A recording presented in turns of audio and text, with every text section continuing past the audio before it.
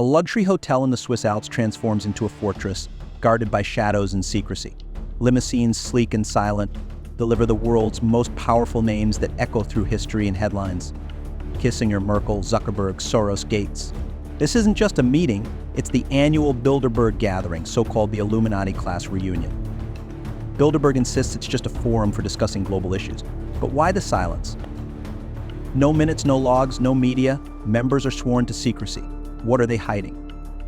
When the aim is global domination and the enslavement of humanity, secrecy is the perfect weapon.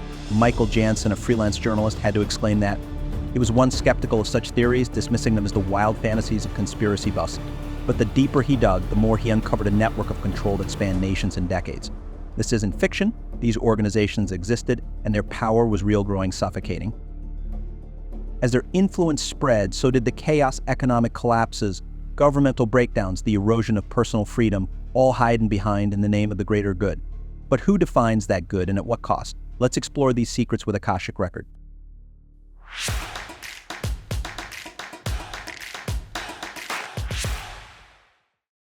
The world we knew has been reshaped beyond recognition. For decades, whispers of secret societies and shadowy organizations manipulating global events lingered in the corners of conspiracy theories dismissed as paranoia. But now, those turn out to be an unsettling truth revealed far too late to change the course of history. The theory was simple yet terrifying. The Bilderberg Group, a name that often surfaced in hutch conversations, had been orchestrating a global surveillance state, a one-world government with a single currency and a compliant media. The media, once the watchdog of the public, had fallen in line, obediently ignoring or downplaying anything that didn't fit the narrative. The lack of reporting on key events was no accident. It was a carefully coordinated conspiracy between the Bilderberg organizers and the media outlets they controlled.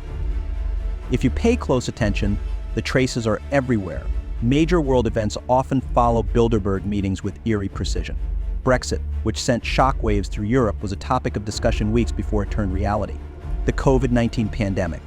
Talks about China and a stable strategic order happened. And then the virus emerged, named and managed by the very organizations linked to Bilderberg discussions. We have a new name for the coronavirus. The World Health Organization has officially called it COVID-19. Climate change is another recurring theme at these meetings. The push for more regulations, a carbon tax, and a carbon credit system is framed as a noble effort to save the planet. But is their concern genuine? Or is it an intentional move to reshape the global economy in their favor? The answer seems clear, doesn't it? Social media censorship, the fight against misinformation, also ramped up post-Bilderberg. Is this just a coincidence or a deliberate strategy to control the narrative and stifle dissent? Look back to 2008, an unusually high number of bank executives attended the Bilderberg meeting. Months later, the global economy teetered on the brink of collapse. The government scrambled to bail out the financial markets, spending trillions. And while ordinary people lost their homes and savings, wealthy executives pocketed billions in bonuses. So artificial intelligence is now the latest topic on the Bilderberg agenda. Suddenly, AI development is skyrocketing, with billions of bucks being injected into its advancement. But are these innovations intended to benefit the public or to tighten control over it? The answer lies in the ambitions of those involved. To create a one-world government, Bilderberg needs influential, power-hungry individuals, politicians who crave more. Since such people driven by ambition are easy to manipulate, becoming pawns which are much larger, more sinister game. Come back with Michael Jansen in a night was thick with silence, save for the hum of his aging computer. He was hunched over his desk, which had long since become an island of chaos in his small apartment. Newspaper clippings, once neatly organized, now lay scattered around him, their edges curling with age. The screens in front of him flickered with bits of information, pieces of a puzzle that gnawed at the edges of his sanity. His eyes, bloodshot and weary, moved from one screen to the next, desperately trying to connect dots that no one else seemed to see. He had always had a knack for finding order in the chaos of world events. It was what made him a decent journalist. But this was different. The patterns he was uncovering weren't just unsettling, they were terrifying. The world was rushing headlong toward a single digital currency, and the very thought of it sent a chill down his spine. Bitcoin was now under siege. In its place, the powers that be were pushing Unity Coin, a centralized digital currency that promised stability and security. But why Unity Coin?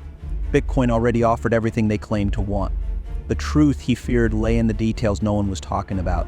Unicoin wasn't just another currency. It was a tool for control. So with every transaction, you need to track, record, and log your every move. A book on civil disobedience, noted. Medication for a specific condition, logged. A donation to a political cause, recorded. Over time, these seemingly innocent transactions would come together, creating a digital fingerprint of your life, one that could predict, with terrifying accuracy, your habits, beliefs, and even your potential to challenge the system. It might become increasingly clear that the erosion of civil liberties was already well underway, masked as initiatives for public health and security. The Global Harmony Act stood out as just the latest warning sign in a series of troubling developments. Upon closer inspection, the connections between these events became undeniable. A broader plan was unfolding, carefully orchestrated by powerful groups like Bilderberg. The push for global governance, the concentration of media control, and the indoctrination of students from early education to higher learning were all part of a larger agenda. It was a web of control, tightening steadily, unseen by many but felt by all. Stick to the facts, Michael, his editor's voice echoed in his mind. But as he stared at the evidence board, red strings connecting seemingly unrelated events, he knew that sometimes the truth resided not in the facts themselves, but in the patterns that formed in the spaces between them, emerging from the chaos. Yet, a nagging doubt crept in. Was he really uncovering something monumental, or was he seeing patterns where none existed? Was he on the verge of the story of the century, or was he slipping into the very paranoia he'd spent his career exposing and debunking? Standing at the edge of what could be a world-altering revelation, he felt a gnawing fear deep within. In a world where the line between truth and madness was razor-thin, the question loomed, could he still trust his instincts? The answer, whatever it was, had the potential to change everything, and that was what terrified him the most. The rise of the Illuminati. In 1776, Adam Weishaupt, a Bavarian professor of canon law, founded the radical secret society known as the Illuminati at the age of 28. This group, which was both anti-clerical and anti-royal, aimed to infiltrate and disrupt powerful institutions. Their goal was to orchestrate the global subversion of the church, state, royalty, and society. Weishaupt envisioned a world where all religions were abolished and every government was dismantled, allowing humanity to live in a state of equality. And he proposed an economic system based on a communism of goods, which would be managed by an enlightened elite with him at its head. The Illuminati was symbolized by the owl of Minerva, a creature associated in Greek mythology with Athena, the virgin goddess of wisdom. Another emblem of the Illuminati was a dot within a circle, representing the all-seeing eye not of God, but of a superior Illuminati that kept watch over the lower ranks. So this organization, fiercely guarded and secretive, is believed by some to control the modern world, possibly operating in secrecy and influencing global events through media infiltration and mass brainwashing. The idea that they might be doing this even now adds to the enduring mystique and fear surrounding the Illuminati. Alternately, it is one of the world's most persistent conspiracy theories. It's because, unlike the piffling conspiracy theories on the 1969 moon landings, John F. Kennedy's assassination, theft September 11th attacks, which limit themselves with regard to space and time, Illuminate enthusiasts believe that something is up with everything ever, which, as it turns out, is very hard to disprove. The level of secrecy surrounding the Bilderberg meeting has given rise to many rumors, including unproven theories that Bilderberg attendees are behind the foundation of the European Union, the invasion of Iraq, and the bombing of Serbia, reports the New York Times. Conspiracy theorists have painted the group as plotting a new world order. So their official website maintains, thanks to the private nature of the meeting, the participants take part as individuals rather than in any official capacity, and hence are not bound by the conventions of their office or by pre-agreed positions. What happens behind the closed doors of these secret societies has caused much debate for centuries. What's clear is that they continue to spark the imagination and curiosity of the public. That's the scary part, really, and that's why I keep drawing from historic warnings like the work by G. Edward Griffin, The Great Awakening. In the 60s, he was telling everyone that communism was not dead, that it was coming here, and that we need to be aware. Then in 1984, G. Edward Griffin interviewed Yuri Bezmenov. He was a KGB defector, a man who escaped once he realized truly what kind of psychological subversion that the Soviets were forcing upon other nations around the world. He made the trek to America and risked his life in really high fashion. If they knew where he was going and what he was doing, you would have been taken out immediately. It took bravery and courage for this man to come here to go on camera and warn America what was coming and that it was invisible. That's the really terrifying part of all this.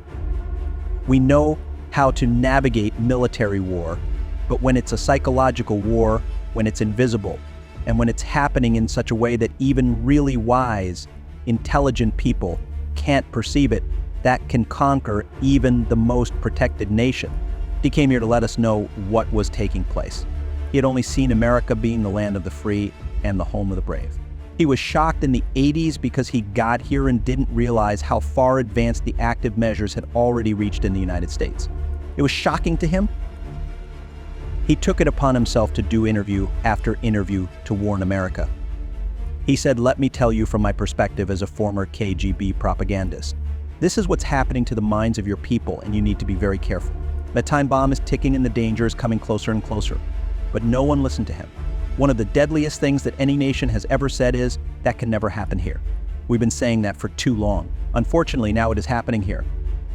What ideological subversion or active measures or psychological warfare means is changing the perception of reality of every American to such an extent that despite an abundance of information, no one is able to come to sensible conclusions in the interest of defending themselves, their families, their community, and their country. It's a great brainwashing process which goes very slowly. It's divided into 4 basic stages. The first one is demoralization. It takes from 15 to 20 years to demoralize a nation. Why that many years? Because this is the minimum number of years required to educate one generation of students in the country of your enemy and expose them to your ideology. In other words, Marxist-Leninist ideology is being pumped into the soft heads of at least 3 generations of American students. The next stage is destabilization in the most essential areas: the economy, foreign relations, and defense systems. You can see quite clearly that in such sensitive areas like defense and the economy, the influence of Marxist-Leninist ideas in the United States has been absolutely effective. The next stage is a crisis. It may take only 6 weeks to bring a country to the verge of crisis. Yet you can see it happening in Central America now. After a crisis and a violent change of power structure and economy, you have the so-called period of normalization, which may last indefinitely. As we reach the end of this video, I want to share with you a glimpse into the life of Michael Jansen, a journalist whose journey into the depths of the Illuminati society left him both surprised and deeply concerned about the state of our world. Yet throughout his investigative process, Michael uncovered unsettling truths that shook his understanding of global affairs. If you found this exploration as eye-opening as Michael did, don't forget to subscribe to the channel. Your support helps us continue bringing you more in-depth content like this. Stay tuned for more, and remember, the truth is out there waiting to be uncovered.